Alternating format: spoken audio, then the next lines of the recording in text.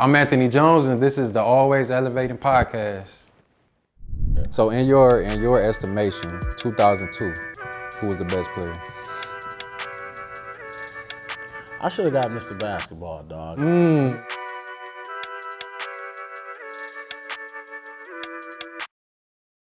What's up, everybody? I'm Anthony Jones. This episode is presented to you by AJ's Automatic Jumper Foundation. Please accept my invitation to hit that like and subscribe button. This is the 12th episode of Always Elevating, and I got one of them guys. In his prime at Rogers, he was all city, he was all state, multiple years. He helped lead his team to the Breslin Center 3 years in a row. He received offers from nearly every Division I school in the country. He's been to every big camp that you can think of, Nike, Peach Jam, etc. His senior year, he dropped 52 points. One of the toughest matchups to guard. He helped put Rogers on the map. He's a father, he's a husband, he's currently a DJ. If you need for your event, make sure you contact him. And he's a coach at Centerline Prep. We got my guy, Ricardo Billings, in the building, man. What's going on, bro? It's a deal. Man, I'm so excited for this episode because, you know, we always talking basketball, we always debating and stuff like that. So, you know, it's good to get you on the show. I wanted to start with, you know, you was a phenomenal basketball player at Rogers. Everybody, you know about it. We all talk about it. Like, who introduced you to the, you know, the game of basketball? Tell me that, you know, that story, how it started. Man, so I'm from the east side, Black Bottom, which is the neighborhood where we come from. Right. And I started By playing, King, right? By King, Yeah. right over there. That's my area. I grew up there. That's where I grew up the whole time. And just the guys in the neighborhood, man, they was all good at basketball. I actually wasn't good at all. And they took me over to this rec center, East Side Center, and it was a team called the Running Gun in there. Okay. And everybody in the neighborhood played for the Running Gun. Right. I tried for the Running Gun. I wasn't that good, so I sat on the bench. And me and my boy Miles talk about this all to this day. Me and Miles was so bad, bro. We knew we wasn't getting in the game that we started bringing Uno cards to the game, and we was playing Uno on the bench, bro. I swear, me and Miles, every time we talk about this, bro, you had to be up 50 for us to get in the game. That's the only time. And literally, it took me one summer, bro. I said, I just watched these guys. I used to want to be out there. Yeah. And it took me one summer. The very next year, after that, I came back to Running Gun, and I averaged 30 a game for Running Gun. What time, like around what age were you at during that time? This was Roughly? 12 and under, 13 and under. So that next year, So you was grinding for one summer, you just came back a killer after that. And nobody taught it to me, bro. Nobody taught it. I promise you. My homeboys to this day, we still talk about this too. So Sophie Wright, where we used to go and get free lunch from. Yeah. Sophie's used to give us free lunch. They had an indoor pool table and stuff, and then outside was a basketball court. That's where we all used to be. We used to all go up to Sophie's. And I didn't take a day off. I used to shovel the snow in the wintertime. Yeah. I used to shovel the snow off the court and try to emulate what I used to do at practice for Running Guns. So running suicides. I figured we did a lot of running, bro. So I used to do this on my own, running suicides, running 17s, working on left hand layup, working on right hand layup. I was doing that myself. I didn't take a day off. Summer, winter, fall, spring, I was just going crazy. And then that next year, I came back and it was just like, I was different from me.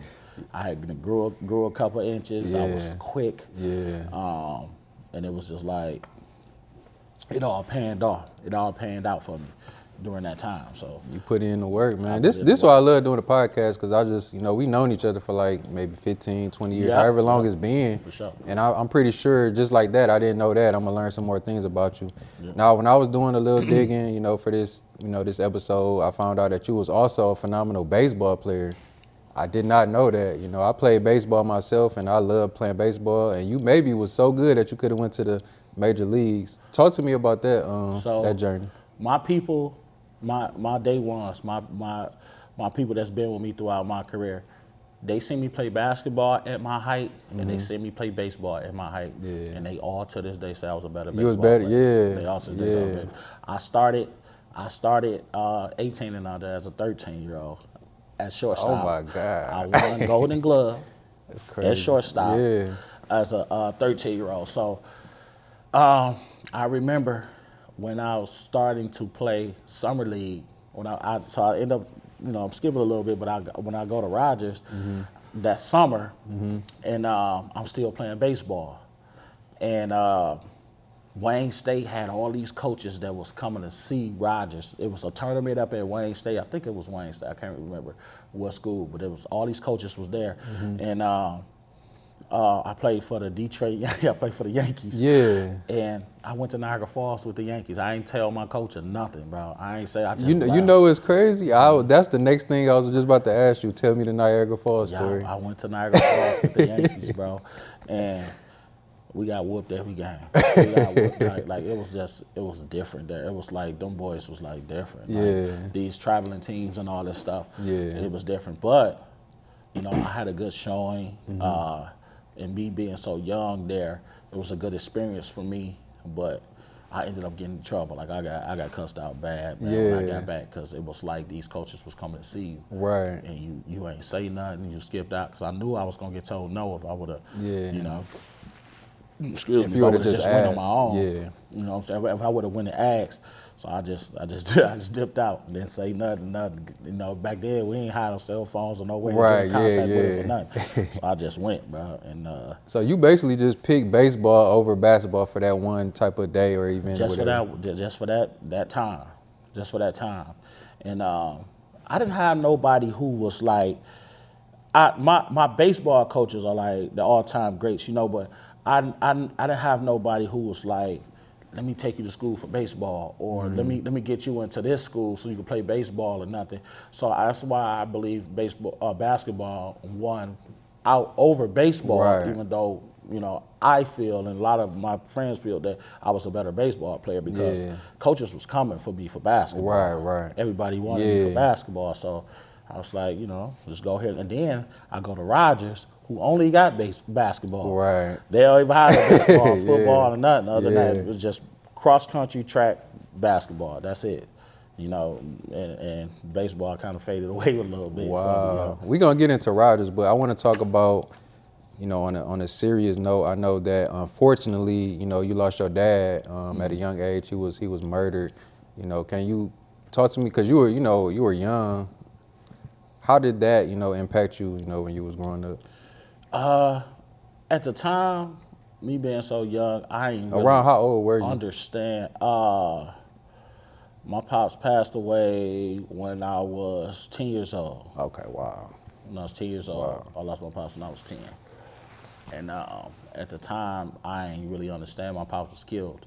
And I really didn't understand. I just knew this how everything was set up, man. I come from poverty, you know what I'm saying? Like my pops was the only thing that that I saw that was like that wasn't like poverty, you know what I'm saying? At that time, up until that age, he would bring the money home, bring food home, and we would eat pretty decent and all this. And then after that, after losing my father, it was like a difference. Government, assistance, Focus Hope, Good Fella Box, all that kind of stuff. Yeah. My mother never worked a job. She was a stay-at-home wife. And she never, after he left, it was just like she was lost. Yeah. So it was tough for our family. My sister ran away. She was the only the older sibling in the house. My sister ended up leaving, and it was just really me and my brother in the house, and it was tough, man. And it was just so easy to get into the wrong things, man. And we crossed those paths at times, bro. But we was blessed, bro, not to get like really like plugged into like what was going on around us. You know what I'm saying? I think sports really. Did sports help you? Like, did it impact you on the sports? 100%. Okay. 100%. But I credit a lot to my friends in the neighborhood and my black bottom brothers, because we literally was able to just come together, and then that's what we wanted to do. We wanted to be around each other, play baseball. We go to the field, play baseball all day. Go up to Sophie's, play basketball all day. Just kick it like that, and it kept us out of trouble. So we all was on the same like wavelength. None of us really, did nothing that was so crazy that we couldn't come back from. You know what I'm saying? So that helped. That sports really saved us. My friends in sports really saved me, you know what I'm saying, from all the stupid stuff. So you mentioned your brother, you know, I'm cool with him as well. You know, I know y'all played together at Rogers, and, you know, talk to me about, you know, y'all relationship, because I know y'all was pretty tight and stuff. Yeah, Emilio, that's my right hand. Yeah. That's my right hand. That's my guy to this day. We got something coming up at the top of the year that I want to, so that's dope too. But yeah, stay tuned for that. You know, Emilio, man, we done been through the ringer, and it was bro. You know, he looked to me as a father figure. You know, more so than a brother. Right. You know what I'm saying? Yeah. And one thing that started happening quick for me is the basketball started taking off, and I noticed the way people were treating me versus treating my brother. So that bothered me, and I made sure I reassured him, like, bro, yeah, I'm here, bro. Yeah. Listen, it's us. Right. You feel me? Right. Like, you don't worry about nothing. That stuff used to bother him. A lot of people don't know to this day. You know, my brother used to talk to me when I would have family, when I started playing on TV, and I would have family call, and they, you know, want to talk to me, and then get ready to hang out. I'm like, dang, y'all want to talk to him? Y'all want to say something to him? Like, it bothered me that they, you know. You was getting all the majority of the attention. Exactly. So those calls, I didn't want to hear those. I didn't want those calls no more. Y'all doing my brother like that. That was an issue, and I just let him know that I got him. Good, bro. Don't even anything else stupid. But like I said, we tight to this day. To this day, we tight, bro. Yeah, I can see that. Now you mentioned that, you know, you grew up, you know, Black Bottom, you know, it was what, McDougal, Shane, that type of area. You was right by King. You should have been at King with me, actually. You should have been there. So why Rogers? I think about that too. I would have been over there at King with y'all, dog. Well, let me tell you the Rogers situation, man. Right. So, Bobby Johnson was one of the assistants for the running gun. Okay. And I don't know how him and Steve Hall became close. Yeah, I think that was cool, yeah. They end up becoming cool, close. Now, Bobby Johnson been a police officer for like 50 years. Yeah. You know, he could have been chief. He always tell you he could have been chief of police. He don't like politics, so he ain't really get into it, but he's high ranking now, even now. And he's still assistant for Steve Hall right now. Right. At Cass. But Coach Johnson, like, you know, I was gonna listen to Coach Johnson. Those were my first coaches. Yeah. You know what I'm saying? I was gonna listen, and he's like, look, we're gonna take you over to Rogers. I'm like, Rogers? What is that? I begged my mother not to make me go there. I wanted to go to Northern and play baseball with my other brother, with my best friend, but I call him my brother, Lomax. I wanted to go to Northern and play baseball with him. I didn't care about the basketball at that point. He had already sold me, bro. Northern got the best baseball team. I begged my mother, please, I don't want to go to Rogers. You got to do an interview to get in Rogers. So I tried to kill that. And I tried to do it so bad that these folks didn't want me, yo. They like, well, it's like Rogers ROTC school.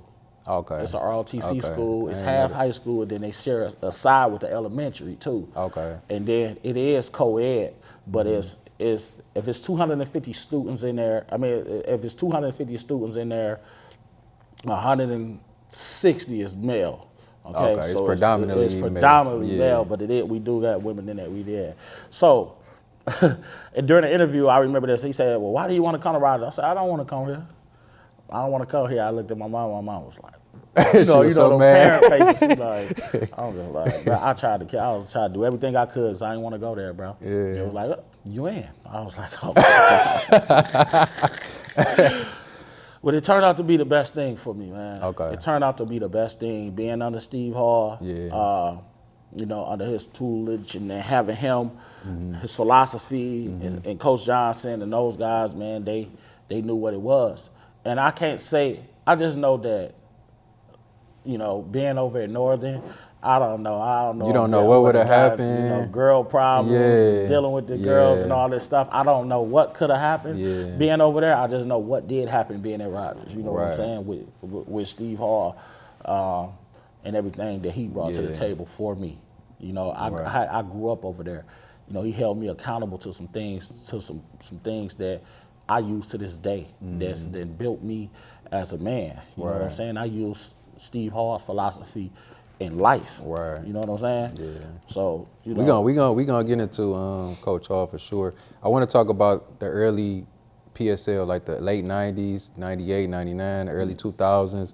We talk about it, you know, we compare it to how it is now. Like, how was it from your vantage point? Because it was like you know, you got Cal Wooten, you got Chuck Bailey, you got all these, you know, Joe Crawford, all of these great guys, man. Like, how was it from your vantage point? Just like, man, that was just crazy back then.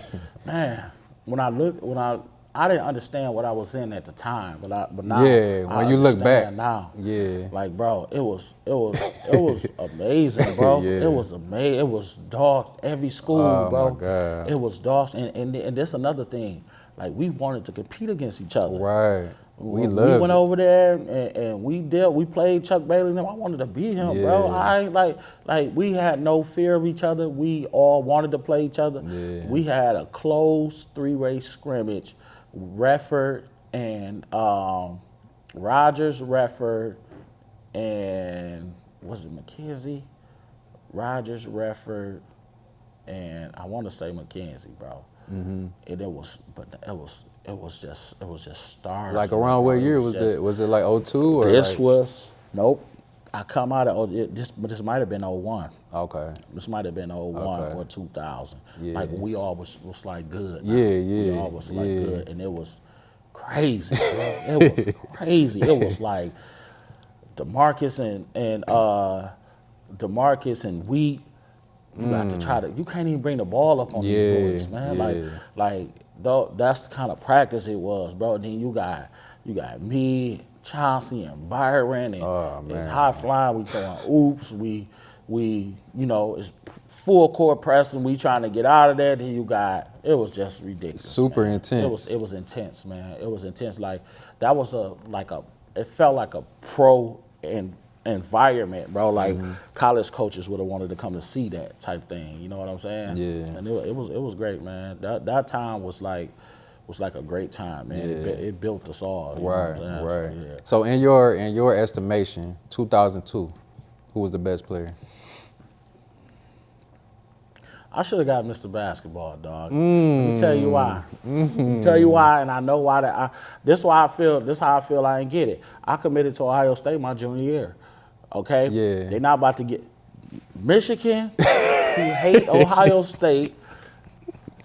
Go give me. I'm not about. I could do nothing to get it at that point. Right. You know, and who got it? Who got it in 02? Paul Davis got it. Oh yeah. He went to Michigan State, right? He went to Michigan State. So you think that did you finish? Third. Who finished second? Anthony Roberson. Okay, Anthony Roberson. Now he was cold. I got to tell you my Michigan State story, but just whenever we get to that point, we're gonna get to it. I got to tell you that story because it was out cold. But I feel like I was the best that year. I averaged almost a triple double. Almost averaged a triple double that year. I was always a rebounding guard, so I averaged 11 rebounds on everybody. Even when we played for the family and we go travel, I still was double figures in rebound. We playing against everybody, bro. You feel me? So rebounding was one of my things as a guard. You know what I'm saying? And I was 25, 26. You know when Byron them came to Rogers, my scoring average went down a little bit, but our winning percentage went up. Right. You know, we had more guys. I was willing. You didn't have to carry that load like that. Yeah, for sure.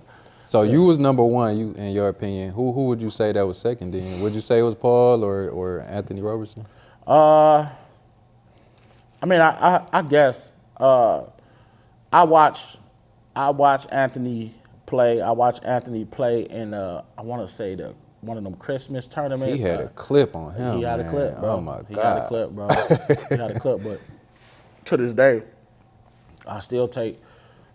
I mean, no disrespect to nobody, but Cal different, bro, because these guys got clips only one way. Right. Cal clip off the dribble, it's spot up, however you it's want off the screen. Yeah. It's the same way every time, bro. Yeah, it's the crazy. same way every time. Like some of these guys can this good spot up shooters. So you know what I'm saying? You can't create and then go up and then still shoot it with the same percentage. Right, you know what I'm saying? Yeah. Cal was just one of the best I've ever seen, bro. He was at different. that, bro. You know what I'm saying? What was the toughest team that you think you faced in your high school career? I know you gotta, maybe think about it for a little bit, but the toughest team in your high school career when you was at Rogers. Oh, okay. So if we dealing with Rogers, it's different. Because my high school career playing with the family, we playing against pros and stuff. Yeah. So I guess I'll go Rogers. So, my toughest team was probably Crockett? Not was it? not Crockett, Renaissance, and City had those teams. Like all three of those teams was just crazy. Any given night, it could be. But if I had to choose the toughest out of them, I had to choose the toughest, man. I'm gonna have to say Renaissance, man. Yeah. Renaissance. Joe was just a dog, man. Yeah, Joe was a dog, man. He was crazy. I'm being 100% serious about this, bro. Joe, my bro, he know I tell him the truth. I never big him up or just say something just to say it.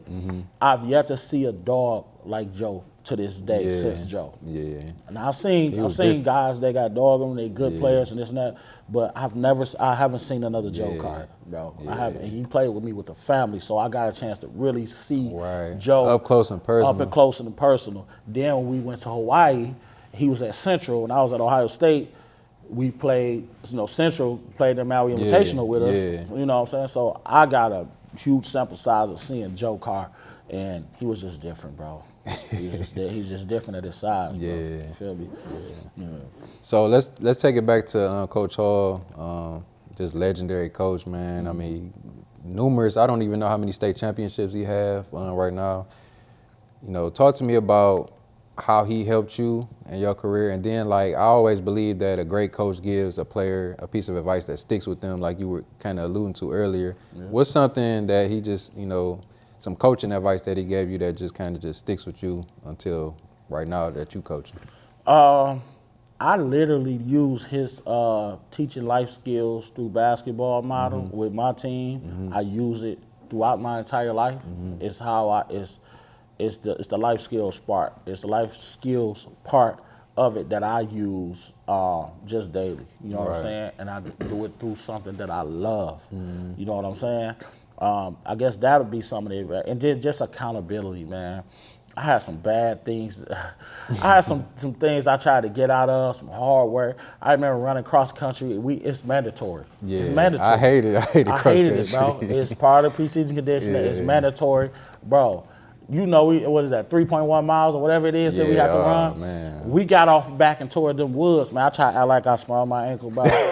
And I just limped all the way to I limped all the way through the thing, and I just laid down, and I just was like, I wasn't hurt at all. Right. Seen right through it, dog. Yeah. Cussing me out like a dog, man, in front of the whole team.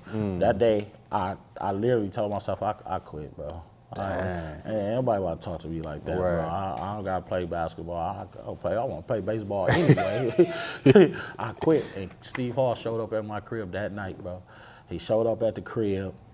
I don't know if he I did too much. I cussed about too bad, but I learned a valuable lesson that day. You know what I'm saying? Because he was right. Right. I bitched up, man. Like all my teammates kept running. We all didn't like it. I quit, dog. It was some bullshit. You feel me? It really was. And he called me out on it, and I realized it. Like, damn, dog. That day, I realized he ain't like me. He was lying. You feel me? Right. I was like, man, I'm gonna play baseball. But I quit. Showed up that day, and we just had a man-to-man talk. I ain't no male in my life. You know what I'm saying?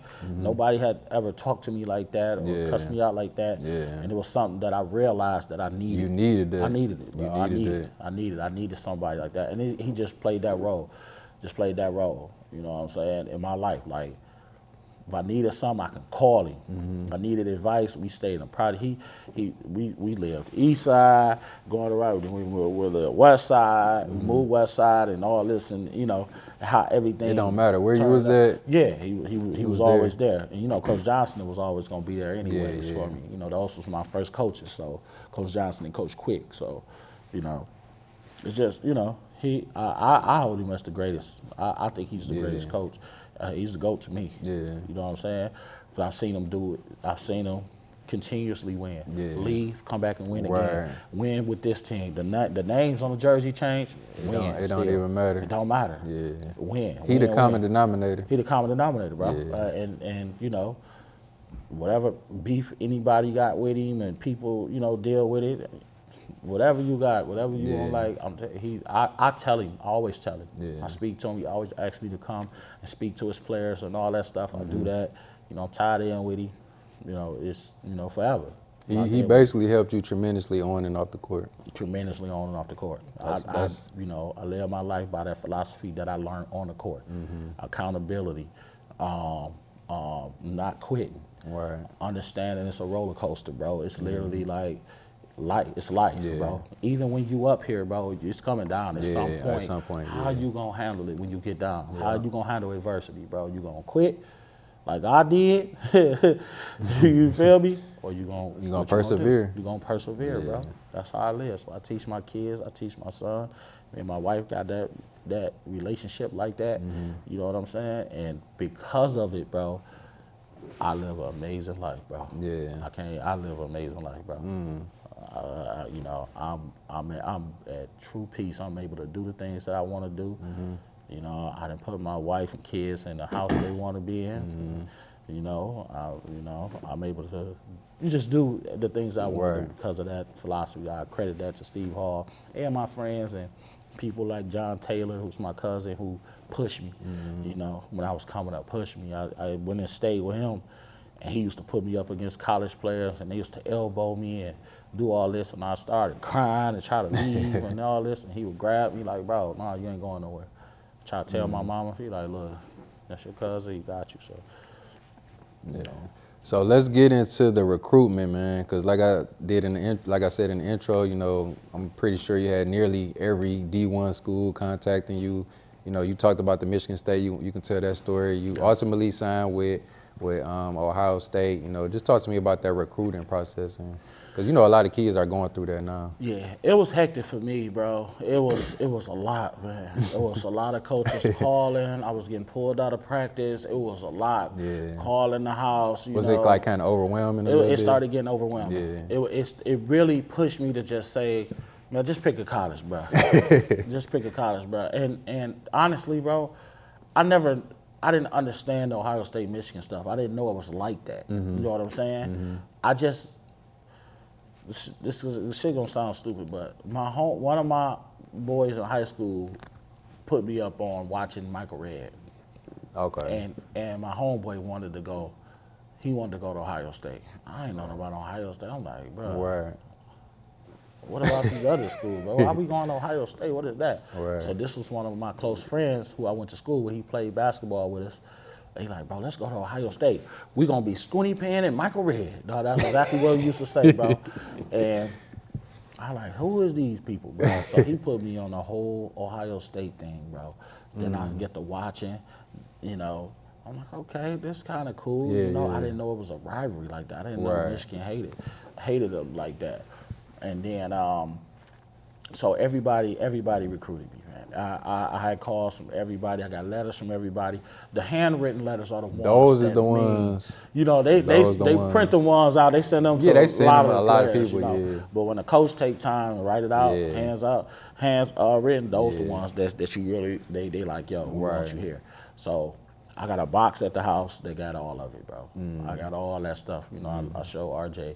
My son, he wanna do this, and he gonna have his opportunity. But so I chose. Okay, Michigan. I feel like Michigan didn't start recruiting me till like later. You know what I'm saying? Later, like in your junior year or senior year? Like I used to see Ohio State at my games. I used to see them in the stands. They was early on. Yeah, early on. They was there, bro. Yeah. Once I told Steve Hall, I told Coach Hall, I'm like, you know, this and that. And then, not only that, you know, they made me play for the family. I actually was playing running gun, AAU, but running gun didn't go nowhere but to like Kalamazoo and They didn't go like like upper Michigan places, you know what I'm saying? And we would play decent competition. And Coach Johnson then was like, listen, you gotta go. You gotta go. And I looked at that team and I was like, bro, I ain't about to get no run over there, man. I wasn't scared, but I was just like, bro, why would I want to go over here? And then, you know what I'm saying? Like, I averaged 30 for this, for here. I don't need to go. I went to the family, and me and Lester Abrams was like 25 apiece, bro. It was bananas, bro. It was bananas. But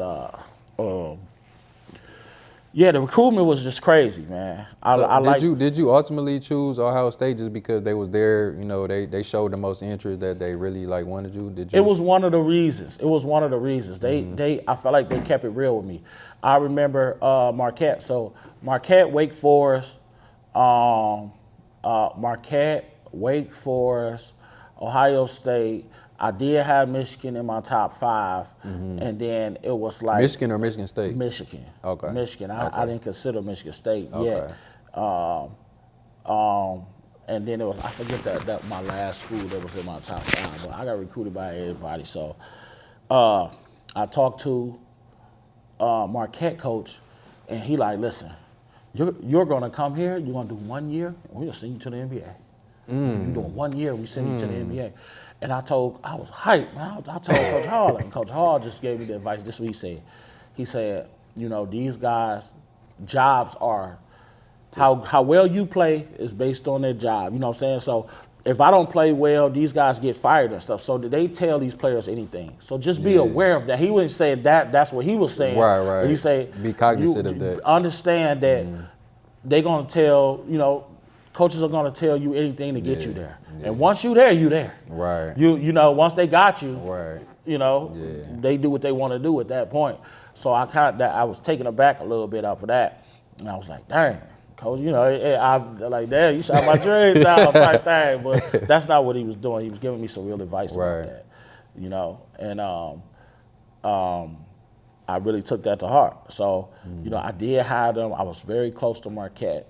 I watched them, you know, D-Wade, and, you know, all that stuff. That was good. Then that was Wake Forest. So let me tell you this story.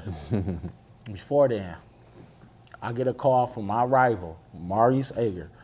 Maurice Ager, my rival, he goes to Crockett. Now, mind you, I never had an issue with him. Right. We always was cool, but when we on the court, we want to beat each other. Right. I get a call from Maurice Ager. I answer the phone, I'm like, he's like, what's up, Rick? This is Mo. I'm like, who? He said, this is Mo. He said, bro, look, let's go to Marquez, a package deal.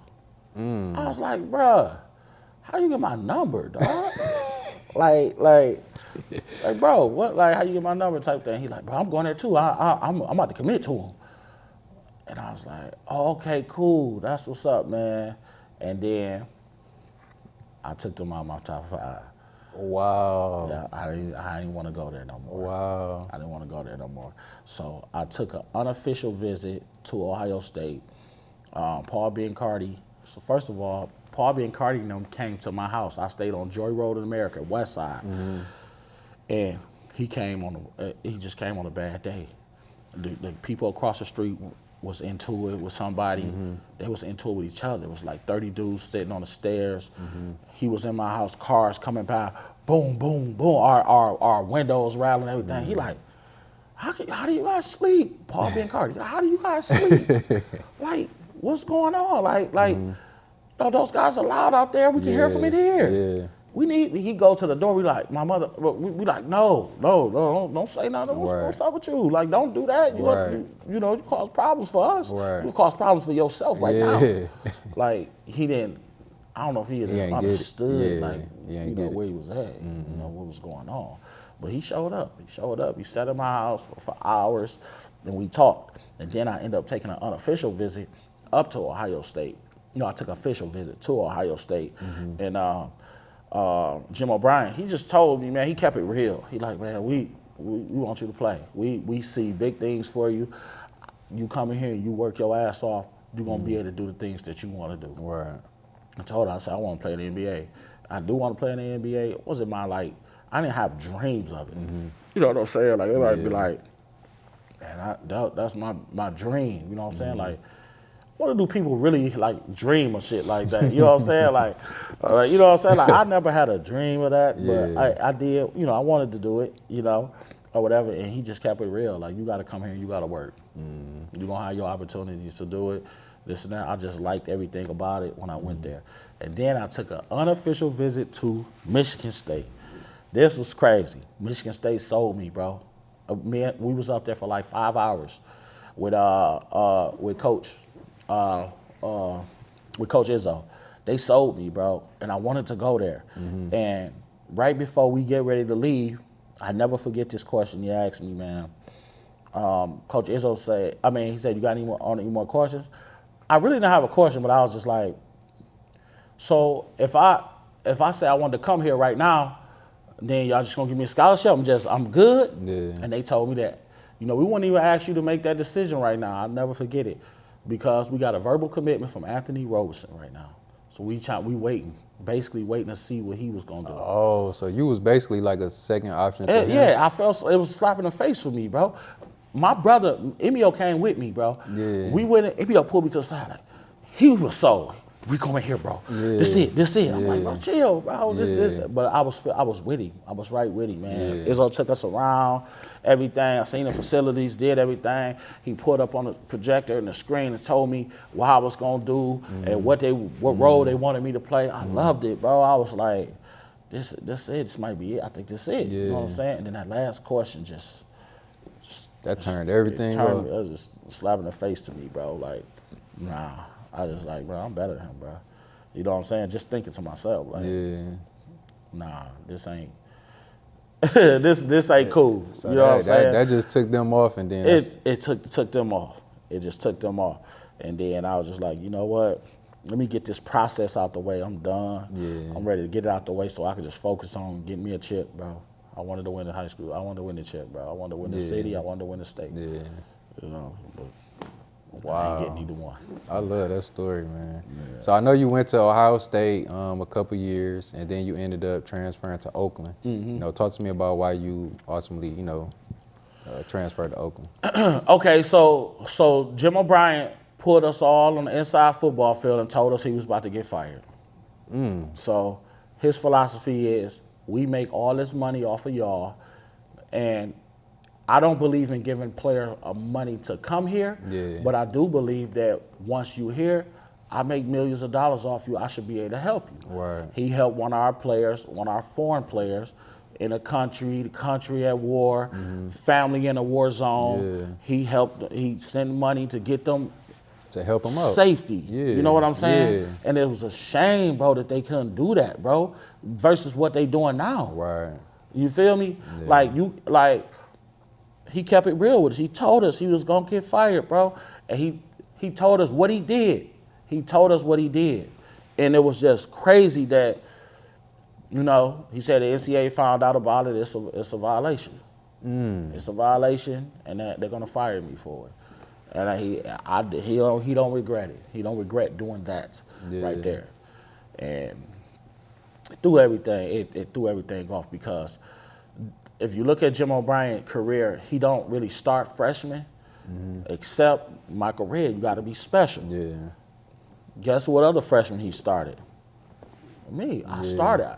I didn't start at the beginning of the year. I started starting. Yeah. And Scooney Penn used to be around our practice. He was one of Jim O'Brien's greatest players, played overseas, everything. He's like, bro, you got it, bro. Jim O'Brien don't start freshman, bro. You ain't Michael Redd. But Michael Redd, you said, like, bro, you got it. And I started starting, bro. And you look at them highlights on the internet, bro. Look at the time. Look at the time of the game. Yeah. You'll see me in the game, and it's the first minute of the game. Right. So it lets you know that I started starting. And coming toward that next season, it was going to be it for me. It was going to be it for me. Michael Redd used to come and hoop with us in open gym. And we had transferred J.J. Sullinger. He came from Arkansas. He was one of their better players. And then we had Tony Stockman. He transferred from Clemson. He was one of their better players. Tony ended up being our leading scorer, but Tony was like that. Tom was like that. JJ was like that, and we used to scrimmage, and Mike Ray used to come and hoop with us. And I remember after one day we hooping, we all in a circle and Mike talking to us. Mike told him, he said, man, Rick the best player on this team. Rick the best player on this team, bro. Y'all need to run through everything through Rick. And I kind of just looked around. I remember it, but I just looked around and like, I don't think like JJ was feeling that. I don't think like bro, nah, type thing. So with Jim O'Brien, who Mike played for, ended up getting fired. It was Bobby Knight, alma mater, Ohio State. He was coming in. I prayed for him not to come in, bro. I was already saying I'm leaving, bro. Right. Jim O'Brien about to come. I mean, Bobby Knight about to come in here. Yeah. The dude that be throwing the chairs on the floor. Yeah. I ain't playing for that guy. No, sir. No, I'm not playing for him. You know what I'm saying? And they end up getting Thad Matta coming in there, and I ain't never told nobody this, and I don't really hold animosity because I'm a child of God, man, and you know your steps happen how it happened, dog. But I despise, man. I don't say I hate it, bro, but I couldn't stand Thad Matta, bro. Thad Matta, I couldn't stand it, bro. And I'm not talking about then, but after, because I left. Because that next year I was already a fan favorite. I was supposed to be that guy, bro. Yeah. I felt like he took my confidence away from me. I feel like he did something to me that I would never do to a kid. He just lied and lied to me, bro. He lied to me, bro. He had no plans for me at all. Yeah. He bought Jaquel Foster, one of his recruits. He brought him to Ohio State with him. I used to destroy Jaquel, bro. And I wonder why I wasn't playing, man. He had no plans for me. But he would tell you, there's no way we're going to beat Michigan State. There's no way we're going to beat Indiana. There's no way we're going to beat these teams without you. Because I went to his office, like, what I need to do? Tell me. You want me to stay? I'll stay here for 10 hours, bro. Right. I had already had that work ethic, bro. I don't care. I want to hoop. Oh, yeah, we're going to play. So we scrimmage Bowling Green. We got a scrimmage against Bowling Green. He put me in with the walk-ins in the scrimmage, bro. In a scrimmage. I scored 15 immediately. But I'm just like, oh, nah. I'm not about to. Then against Chattanooga, we end up playing Chattanooga and put me in with the walk-ons again, bro. I'm just like, I'm not even motivated to play basketball no more, bro. You was fed up at that point. Like, bro, I just come from starting, bro. Like, what I'm doing. And you lying to me. You telling me. You ain't even giving me no answer.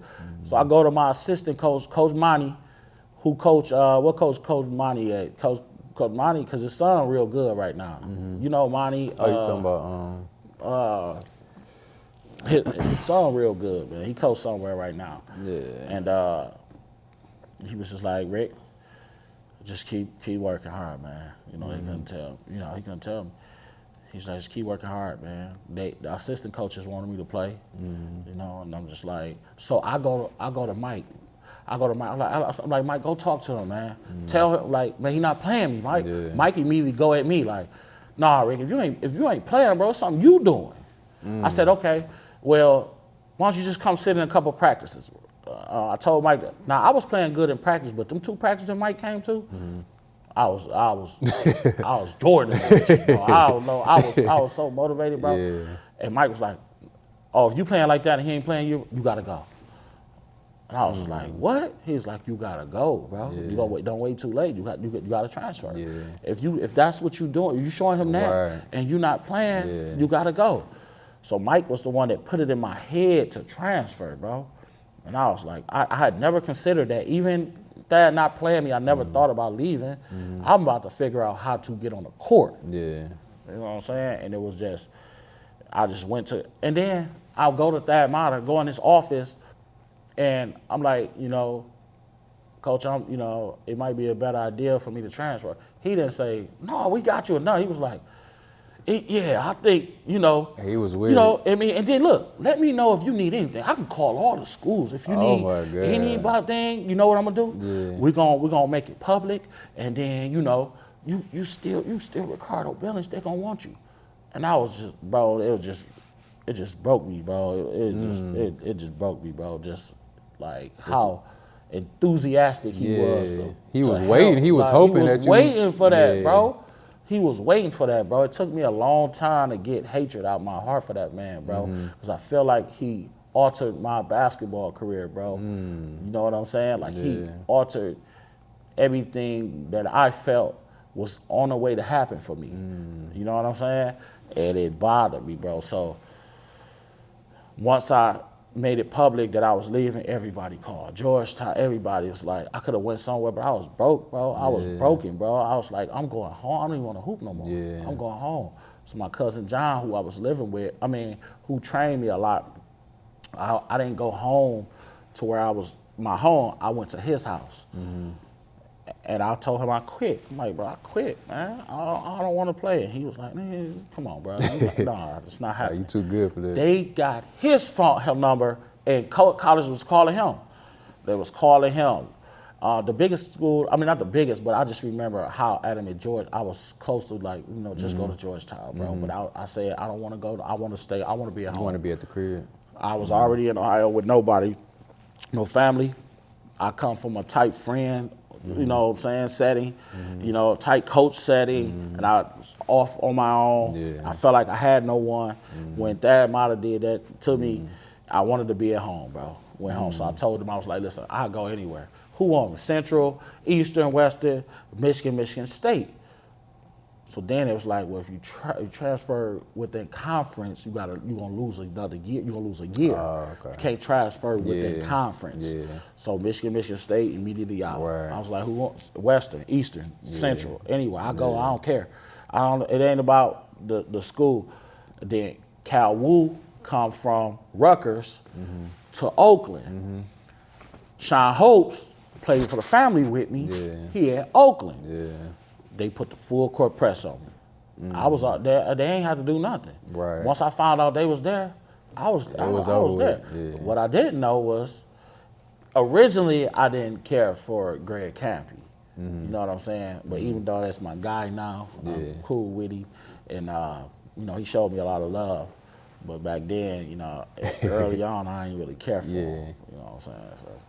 But it turned out the way it turned out, though. You know what I'm saying? I love that story, man. I hate to hear that as far as the coaching and stuff, but so after Oakland, I want to talk about the D League, what they called it the D League at the time. I know that you had an opportunity and you were supposed to, play there. I think Rodney Stuckey ended up getting the spot that you were supposed to get. Can you share that story? Yep. So I went to the tryouts we had was in Indiana. The trials we had was in Indiana, and it was private. It was private. It was me. It was him. It was a sweet ass guard from Chicago, dog. I don't know who this dude is. And they had the players there. They guys there, and we was just training 2 days. Whole lot of training, whole lot of hooping, everything, and both of us, we really was just going, bro. We really was going. But then we played up against each other, bro. I'm cooking. I'm cooking. So I got my boy Kareem Baker, man. Kareem Baker there. And he was recording a lot of it, bro. But when me and bro go up against each other, he ain't recorded. He ain't recorded. So I'm cooking. He doing his thing, but the guard from Chicago was killing too. We had a little guard that was there from Chicago. We both get invited back to vet camp, though. We get invited back to the camp, and we like, okay, we made it. The last day, the very last day. And I just wanted to show the coaches one more thing. They had an open run. I just wanted to show the coaches one more, like, they like, y'all can leave, but we're going to have an open run. So the open run was in the morning, like 10 in the morning. We was going to leave at like 1, 2. So Reem like, I think you should play at that open run. Down, because it's not so much structure. It's just like hooping. You know what I'm saying? Yeah. And I go and play, and I break my foot. Oh wow! I break my foot. Wow. And that was it for me. So that was the Indiana trial. So what I did was I ended up getting a call from Maurice Ager's agent. Agent. And he like, look, I got you set up. And they sent me to, what's that school? It's a school in New York where it was going to be a bunch of the a bunch of good seniors there. I can't. Canisius or something? No, a guy from here who went to Renaissance, he went to there. He was the man there. He coached, I think he coached with the Crews now. Stout? Stout. Yeah. What school did Stout go to? No, Stout went to Fordham. Fordham. Yeah. It's in New York. Yeah. We goes to Fordham. I end up going to Fordham, playing real good. He give me the Maurice Ager agent give me the lookout like, bro, listen, you gotta they're gonna give you a contract. They're gonna draft you. The Tulsa 66ers. Yeah. I think Tulsa 66, they gonna draft you. Yeah. And that was the big closest thing I was gonna get to. So they mailed me the contract. I still got the contract to this day. They mailed me the contract, and I end up showing Steve Hall, showing Coach Hall, like, Coach, look, what you think, type thing. And he's just like, listen, if it's meant, it's gonna happen. Keep going or whatever. So I'm in my sister's house. I got my family over there. I think theirs was on like the radio or something. I don't know how they did it. I forget how they did it, but Tulsa 66ers had they didn't pick me in their first round or whatever. And then it was the last round, and they had one more pick, and then they picked Ronnie Stuckey, I think. They picked, I don't know who they picked. They picked somebody. Yeah, it was Stuckey. They picked him, and it was over, bro. I quit, bro. I'm done. That's why it's for me, bro. I'm done, bro. It's not for me, bro. Yeah. It's it, bro. I don't know what else I can do. I got in the best shape I was ever in. Yeah. I was, did it, and it just came to that conclusion, like, bro. And then, around how old were you, at that time? This was after college, bro. So, yeah. So were you around 23, 24, something around that age? Mid-20s, mid to late 20s type thing, dog. It was a couple of years after. So I was just like, bro. You just went through so much. I just went through that whole phase, bro. Yeah. Just here. And then think about this, though, that we didn't get to. When I got to Oakland, my senior year, I get hurt, bro. I tear my meniscus, bro. I come back on senior night. I miss all that time. I come back on senior night. And it was just like... It was just... Too much. It's too much, bro. It's just too much, bro. Just the events happened after each other. You know what I'm saying? I had an opportunity to go overseas, and my wife was pregnant ended up getting pregnant with my son, and she was like, bro, we argued, bro. We got into it because she said, don't go, bro. What are you doing? This your dream. This go. You never know what come out of this. And she was telling you to go? She was telling me to go. Oh, okay. She was telling me to go. We already had a small daughter, and she's pregnant with RJ, who was living in the projects, bro. Yeah. And she telling me to leave her by herself. Oh my God. You feel me? For that, She telling me to go. Yeah. She listen, I'm gonna be good. I'm gonna be good. We had one of our first apartments in the projects, bro. Yeah. It's just too much, bro. I was just too worried. I was just like, bro. You was like, you're not gonna do it. I ain't gonna do it. I ain't gonna go. And that was my overseas stuff. I had an opportunity to go and make some money. Yeah. I ain't want to leave her, bro. I ain't want to. That stuff mattered more to me. And you see my upbringing. Yeah. I come around tight friend group. You know what I'm saying? We stayed out of trouble because of the love I got from my friend. Those are my brothers now. To this day, we still all kick it. Those are my brothers. You know what I'm saying? That's why I'm more family oriented than, than anything else. Yeah, man, that's crazy. That's crazy. So let's bring it back to now, more so what you're doing now. I mentioned earlier that you a DJ. What made you decide to get into being a DJ? First of all, my father was a DJ. He was a good DJ. I found this out later on after I started doing this. But I had a DJ app on my phone where it's literally 2 turntables. It's like a crossfader. It's like everything on there, right? And we used to just play around with it. But one day, my nephew's birthday, he got his friends over. I'm in the basement. I'm playing the music for his birthday. And we had a good time, you know what I'm saying? I played that off my phone 3 hours, you know what I'm saying? Just switching the songs. Yeah. So they get ready to leave. One of his friends come back and was like, my mama say how much you charge the DJ. I was like, what? Like, somebody trying to give me some money to do this? Like, that was fun for me. You know what I'm saying? Right. So I was like, I ain't no DJ. I was just doing that for my nephew. Went, told my wife, like, what you want to do? By the way, man, she been my biggest support, bro. Yeah. Like, bro, I can say I want to put on a goddamn outfit, stand outside, one of them signs on. Yeah. Anything. She gonna like, bro, support I got you. Yeah. What you want to do? So she been my biggest support. Yeah. That's the first thing she said. She like, you sure this is what you want to do? I'm like, yeah. Let's do it. Let's go get all the equipment. So I just went and just copped the DJ equipment, start practicing. People who I knew was DJ, I asked them to help me. Yeah. Everybody really gave me the runaround, so I said, I don't need nobody. I'll do it on my own. Yeah. Just start doing it on my own, practicing literally every day, just on the DJ. That work ethic coming into more. play. That learning. You feel me? And it just started. Each year just started going crazy for me. Like when people, I remember my boy Tom. He did the parties and stuff. I wanted to get on one of Tom's parties so bad, man. I told Tom, I was like, bro, put me on a party, bro. He like, Rick, you a basketball player, bro. Like, bro, you hoop, you ain't no DJ. Right. And I was like, give me a chance, man. Yeah. All right. And Tom ended up giving me a chance. And after that, you know, my boy, anytime somebody need DJ now, and Tom that guy. You know what I'm saying? Tom that guy. Tom T, he Tom that guy. You know, he out here doing his thing. It's happening for me, you know what I'm saying? It's gonna get there. Make sure, man, if y'all need an event, y'all need a DJ, make sure y'all hit him up. I'm gonna put his socials in the description. Let's go into coaching. You know, you coaching now.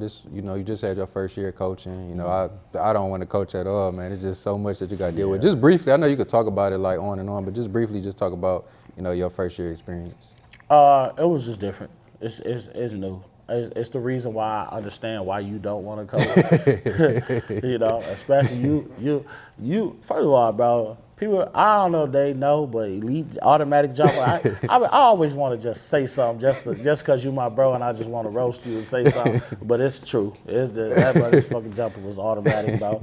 You been that guy. You did your thing, so I understand why you don't want to coach. It's a lot. It's a lot. It was just a lot, bro. Like these players they think they sweet. They don't want to work hard.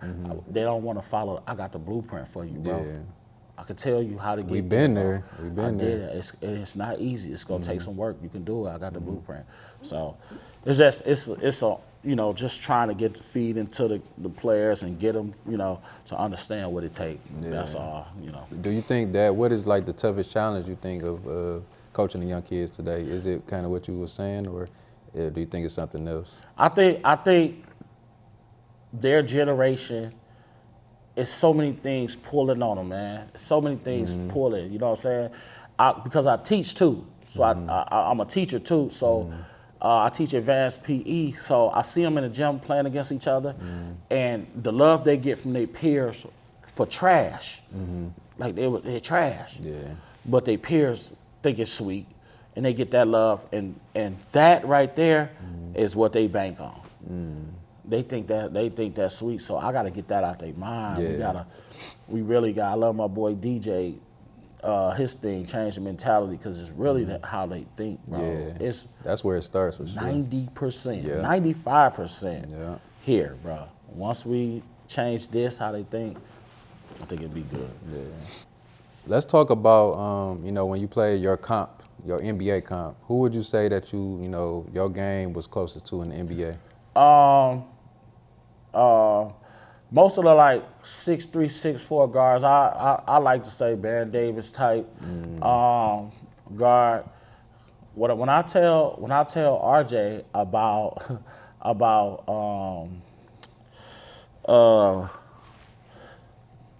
what's the guard that went to Memphis, bro? Played for the Bulls, all that.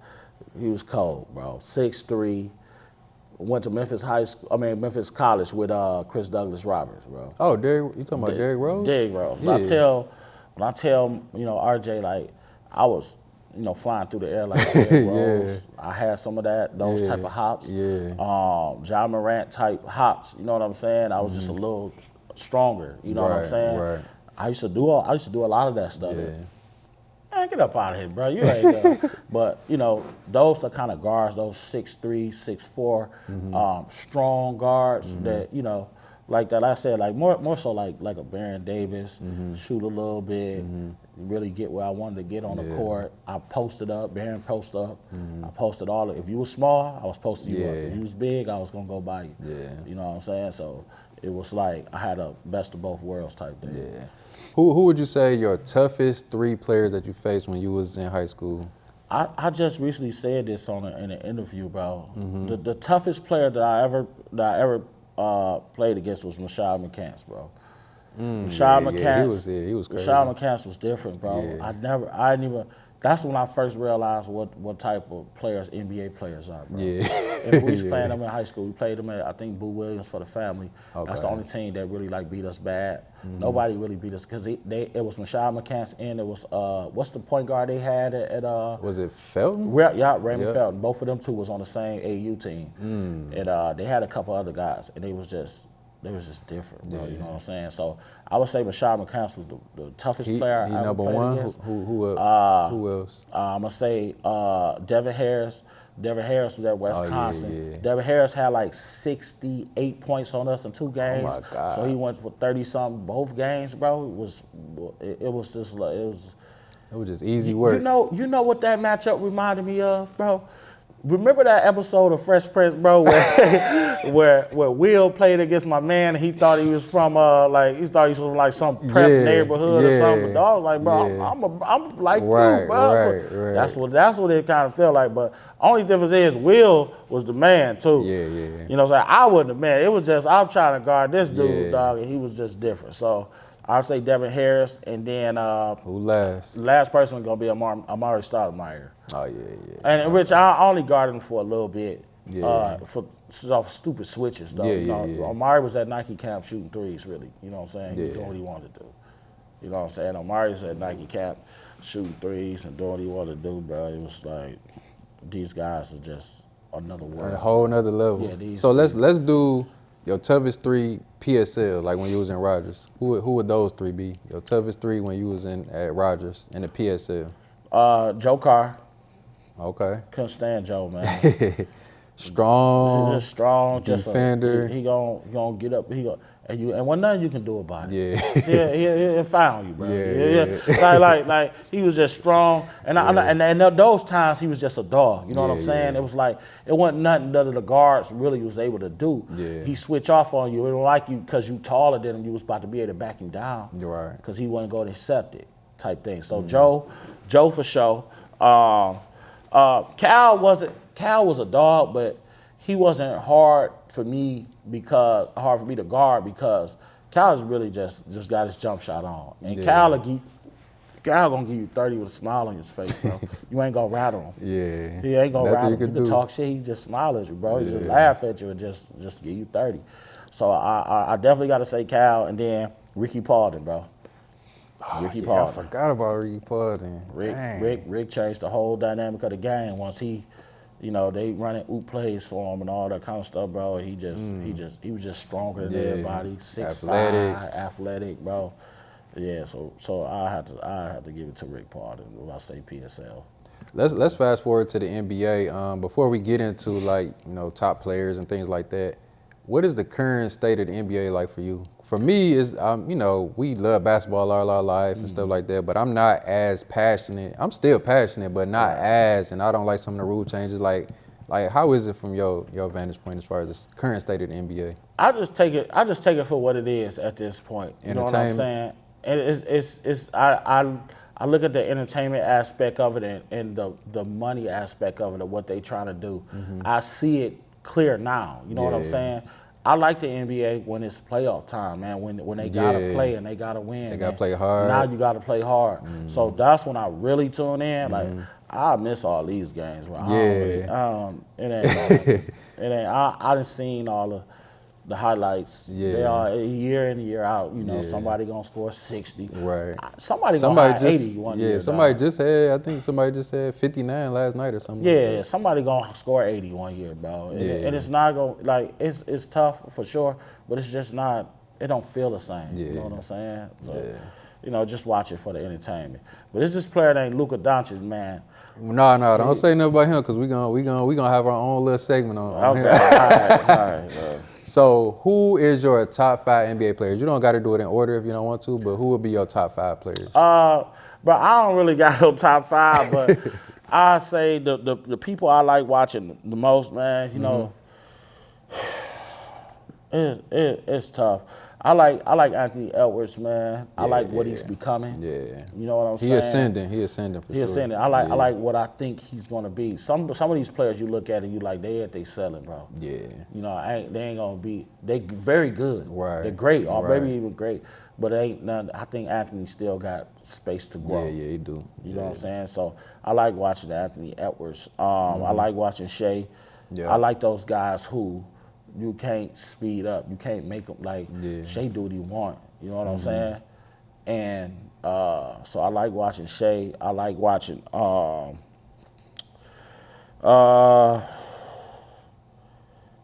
it's always good to see Brown play because he do so much on the court. Yeah. You know what I'm saying? You got to be accounted for. Love watching Steph, bro. Yeah. I love watching Steph because is crazy. because Steph is my all-time greatest ever. Yeah. He one of my all-time greatest ever.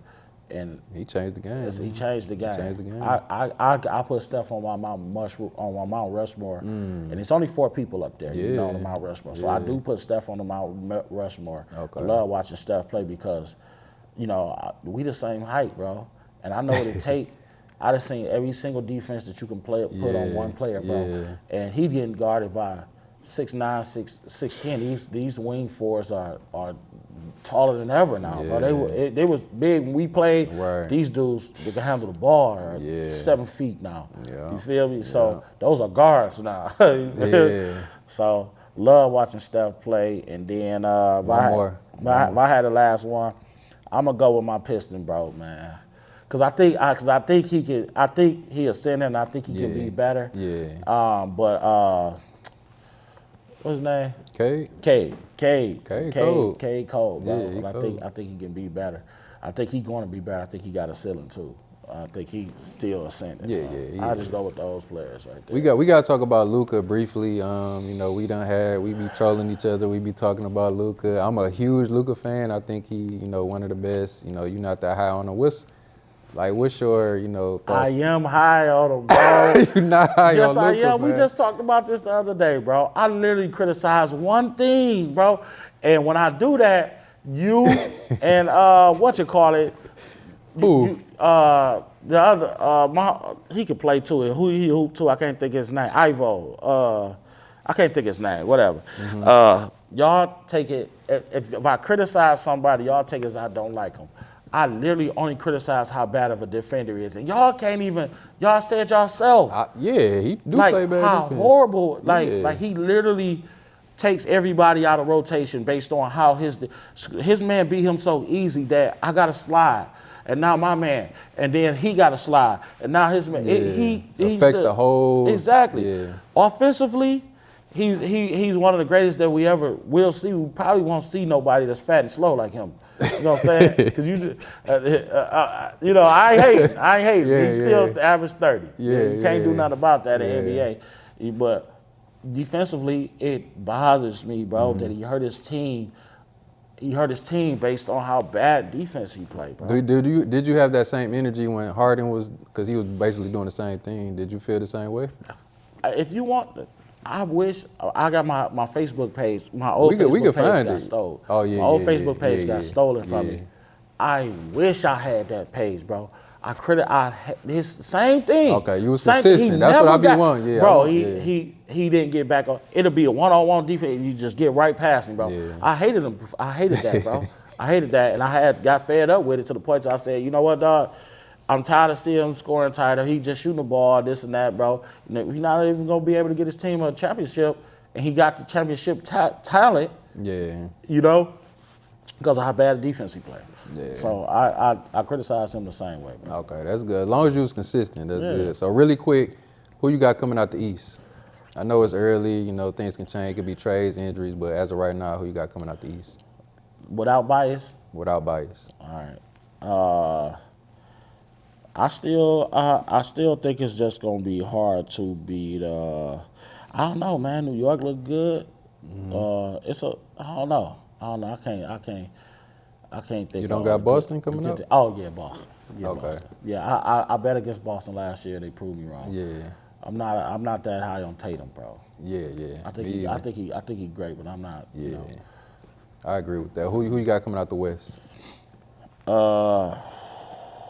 got Denver, you got Minnesota, Dallas was last year, the Lakers. OKC, they number one. Yeah, I think in the West. I think the West about to be tough. I don't know if I all the way believe in OKC yet. I think they should probably come out with what they got over there. But I'm gonna go Denver, bro. Going Denver? I'm gonna go Denver. Going with Westbrook and the Joker now? Westbrook, the best player in the NBA right now. Nah. Ever since he been in the starting lineup, bro, he been balling. Did you see his stat line yesterday or the day before? I'm gonna post it. Post it. I'm gonna post I see it. It was bad. It was bad. It was really bad. It was a 3-digit. You could play in the lottery. It was a 3-digit. Yeah, nah, I'm with you on some of Westbrook stuff too, though. Yeah. I'm with you on some of his stuff too. I'm not gonna go crazy on it right now. With a passion, nah. This what we gonna do now. We gonna do really quick. We gonna do a PSL draft. We're gonna do like around that 99 to like 06, 07, 08 or whatever. We're gonna do that time frame, a PSL draft. Okay, so we're gonna alternate. You go first, then I go. You pick your player and why. So I'm giving you the first pick. You included. You can pick whoever you want, and then I'm gonna pick my 5. Okay, so I'm gonna draft myself a number 1 Obviously, pick. yeah. Okay. So to combat that, I gotta go with Joe Crawford. You gotta go with Joe Crawford. Joe Crawford, one of the best PSL players ever. That's a great pick. Who your second pick? I'm putting Kyle Wood in my 2, bro. Ooh, you got a shooter. I'm putting Kyle Wood Okay, in my 2. I want to get a big out the way. So, was it AJ at Persian? Was he at Persian around that time? What year did you say? How far did you go like back? 98, 99 to like 06 or. I don't know if AJ was. Okay, I'll go with Sean Holtz from Cast then. Okay. He can be my big. Okay. Because he was a dominant big. Okay. I'm gonna take kneecap. I'm gonna take Chauncey Shelton, bro.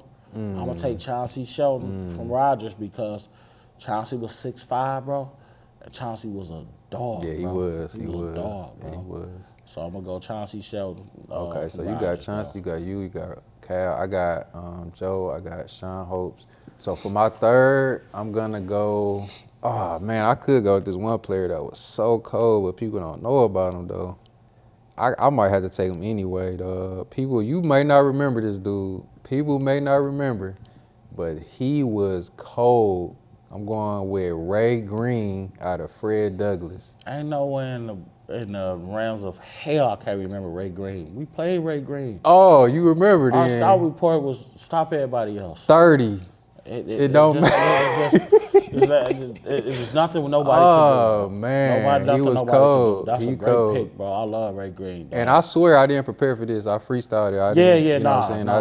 That's a hell of a pick. Thought about that one. I mean, so first of all, no disrespect to guys who don't get picked, bro, because it's too many, man. It's too many. It's too hard, bro. They you ain't gonna go wrong. Yeah. You ain't gonna go wrong with whoever you pick, me and you both. Yeah. But I'm gonna take I'm gonna go Bailey, bro. I'm gonna go Bailey for the big. You gonna take I'm gonna go Bailey for the big, bro. I'm gonna go big. I'm gonna go Bailey for the big, bro, because that's a great pick. You already know. I played with him, so I already know. Dang, that's a good pick. I'm gonna go. So I got Ray, I got Joe, I got Sean Hopes. I'm gonna go Malik Harrison, man. The Swiss Army, he can. Swiss Army knife, do it all. Malik do it all. I'm going Malik Harrison. Malik for my 4th. And then for my 5th player, bro, my last one. There's so many players. Yeah, man. there's so many. It's crazy. What year did from King come out, bro? Is he around that time? Mike Helms? No, Mike. JT. Mike, yeah. JT. He was around. He was 99. Mike. Mike was? Mike you talking 99? about Mike? Mike Helms. Mike Helms. Mike Helms, yeah. He was like 99. I got to get Mike, bro. Ah, yeah, that's a good one. That's a good one. I got to take Mike, bro. That's a good one. That's a great pick. I got to take Mike. That's a great That's pick. a four-guard rotation with you know, Chauncey 6'5". He was like that, though. So yeah, that's a great pick. So my last pick, I'm gonna go. Let me just go through the archive. I got Joe. I got Ray for my point guard. I got Malik. I got Sean. Oh, I gotta go. Redford, man. Deion Harris, man. I gotta go Deion Harris. Can't beat it, bro. He got it's 3-4 players off that Redford team we could have picked. You know what I'm saying? Like I got Deion. It's 3-4 players off the McKinney, bro. Back then it was 3-4 players every team. Oh, every team. Every team. You couldn't go wrong with 3-4 players. You know? We could have picked Mo. It was Deshaun Wood was cold. Deshaun Wood. It was a lot. It was everything. Brandon Jenkins, Big Walt. Do you remember Barnell? Do you remember Barnell? I can't remember his last name. He played for Northern. He was their power forward. I don't remember him. Barnell played like 3-4, bro. He's like Barnell like 6'5", 6'6". I don't remember. You probably don't remember, cause my bro went to Northern, so I got a chance to see some of the Northern games and stuff like that. But. So make sure in the comments, make sure y'all comment which team y'all think was better. Y'all think it's gonna be Rick team or my team. So the name of the podcast is Always Elevating, and everybody always asks me like, why you name it that? And I always want to just get better. What I'm doing, add to what I'm doing. I play basketball overseas. I started a nonprofit. I'm a licensed realtor. I do events. I try to always improve. And you a father. You a husband. You DJ. You coaching. Talk to me about briefly, just like what's something that you just want to improve on in your life or add to it. Well, for me, bro, it's just elevating everything, bro. Being better at each one of those things. I'm in the business of giving now, man. I've been so blessed, bro. I can't even I'm coming up on a year getting my house built. You know what I'm saying? I remember that first year, me and my wife in the projects was talking about being able to design a house, and being able to doing this. You know what I'm saying? We in the house now. Now you live. You know what I'm saying? Yeah. I always wanted to drive a car like that year car that was mine. I want to do it. I'm in 2024 now. You know what I'm saying? Like I'm able to do these things. We've been on 9 trips this year. You know what I'm saying? My kids got passports now. We've been on. That's almost a trip a month almost. You know what I'm saying? Yeah. And we still got one more to go on this year. Like I'm traveling. I'm happy, bro. So I'm just more so like trying to give. You know what I'm saying? Like I'm in that era, dog, and I think that it's gonna keep elevating me to do the great things if I keep doing what I'm doing. You know what I'm saying? So I'm gonna let you get up out of here, man. But before I do, we're gonna play a game called Quick Blitz. I'm gonna ask you 10 questions. I'm gonna give you 2 answers. You just gotta pick as fast as possible. Bet. All right, you ready? Yep. All right, let's get it. Luka Doncic. Yes or no, will he ever win a championship? Yeah, man. Hey, we got this on film. I love it. Yes or no, will the Pistons at least make the playoffs? Yes. Okay. If they had played one-on-one, who would have won? Kobe Bryant or Michael Jordan? Kobe, my all-time favorite, bro. So I'm going to go with the Bean, bro. Okay. Who was better in high school, Brandon Cotton or Deion Harris? Damn, playing with both of them boys. Oh, shit. I'll go Deion, bro. Okay. It's tough, man. Who will win one-on-one, Anthony Edwards or Jason Tatum? Anthony Edwards. Oh, yeah, you said you wouldn't. Who was a better shooter in high school, your boy Cal Wooten or Daryl Garrett? Cal Wooten, the best shooter in high school. Okay. Who will win one-on-one in high school? Got Deion Harris or Joe Crawford? Shit. I gotta go with Joe. Man, that's tough, man. Right now, who is better, Steph Curry or Shai Gilgeous-Alexander? I like Steph better. Okay. Yeah. Is Bill Russell in your top 10, yes or no? Yes. Okay. This is the last question. Are the Lions going to win the Super Bowl? Hell yes. We winning it, bro. My God, man. Ricardo Billings, man. Appreciate you coming on. Yes, sir. I'm going to put his socials in the description, man. Like I said, if y'all need a DJ for y'all event, make sure y'all reach out, man. Check him out at Centerline Prep. He coaching. Appreciate you coming on, man. My guy, appreciate you, man. This was fun, man. I like that.